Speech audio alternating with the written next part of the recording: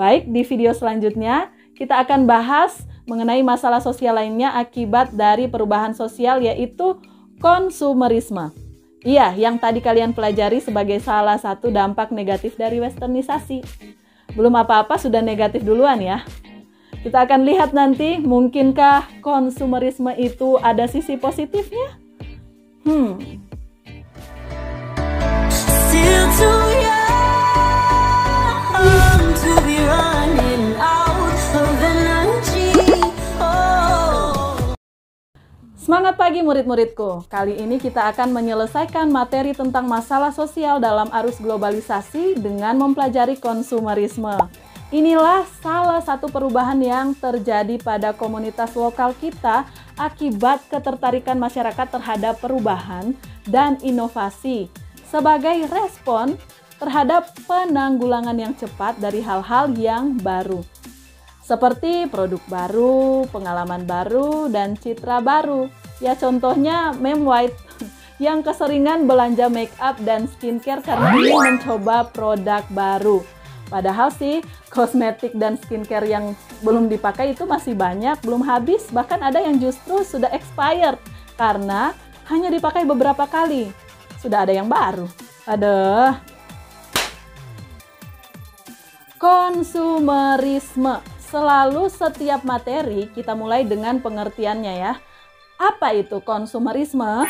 Konsumerisme berasal dari kata konsumsi atau konsumti dalam bahasa Belanda yang berarti pemakaian barang hasil produksi ditambah imbuhan isme yang bermakna paham atau ajaran. Jadi sederhananya konsumerisme itu suatu paham yang mengajarkan memakai barang-barang.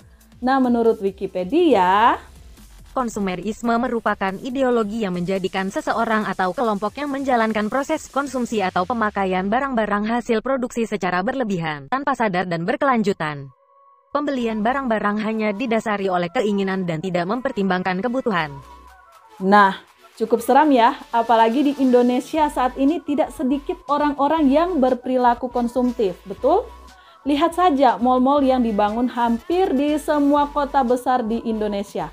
Apalagi yang orang Manado, kalian perhatikan tidak? Semakin banyak pusat-pusat perbelanjaan. Dulu sekali, shopping center, terus Matahari sekarang sudah tutup. Kemudian Mega Mall, Mantos, Star Square, Lipo, Transmart, bahkan Indomaret dan Alfamart sudah ada di mana-mana sekarang sampai di desa-desa. Dulu sih tidak begitu. Wow. Bahkan kalian sadar tidak?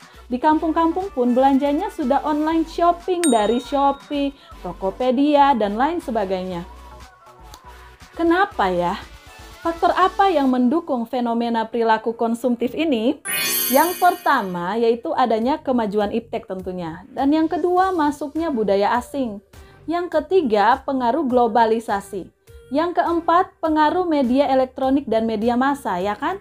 Kemudian karakteristik dari fenomena konsumerisme ini antara lain adalah 1. Pembeli ingin tampak berbeda dengan orang lain. Mau yang limited edition begitu ya. Kemudian yang kedua, kebanggaan penampilan. Mau yang terlihat wah. Yang ketiga, sekedar ikut-ikutan. Baju masih ada, beli lagi karena sudah tidak ngetren lagi. Dan yang keempat, menarik perhatian orang lain. Ya karena orang-orang sekarang lebih menghargai mereka yang punya banyak. Sedih ya. Sekarang, apa saja sih dampak dari konsumerisme ini? Apakah benar ada sisi positif dari fenomena ini? Pertama-tama kita bahas dampak negatifnya dulu ya. Yang pertama, gengsi akan menjadi budaya dalam masyarakat. Yang kedua, uang tidak lagi memiliki arti karena dalam pikirannya hanya ada bagaimana menghabiskan uang, bukannya bagaimana mengelola uang atau bagaimana menabung.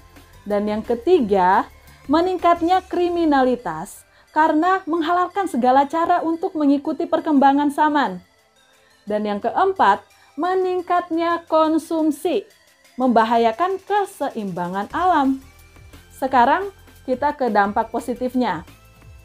Ya, ternyata ada juga positifnya. Oke, yang pertama, membuka lapangan kerja. Alasannya, dengan melakukan produksi barang, tentu butuh tenaga kerja sehingga dapat juga mengurangi pengangguran.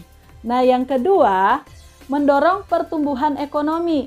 Dengan adanya barang-barang baru yang unik dan jumlahnya banyak, maka harga pasar akan lebih terjangkau. Nah, yang ketiga, meningkatnya kreativitas dan motivasi kerja karena ingin mendapatkan barang-barang yang terbaru. Ya, ternyata ada juga dampak positifnya ya. Jadi, kalian bagaimana? Setuju tidak dengan perilaku konsumtif? Komen ya di kolom komentar dan berikan alasannya. Baiklah, akhirnya selesai juga materi kita tentang masalah sosial dalam arus globalisasi atau globalisasi dan perubahan komunitas lokal.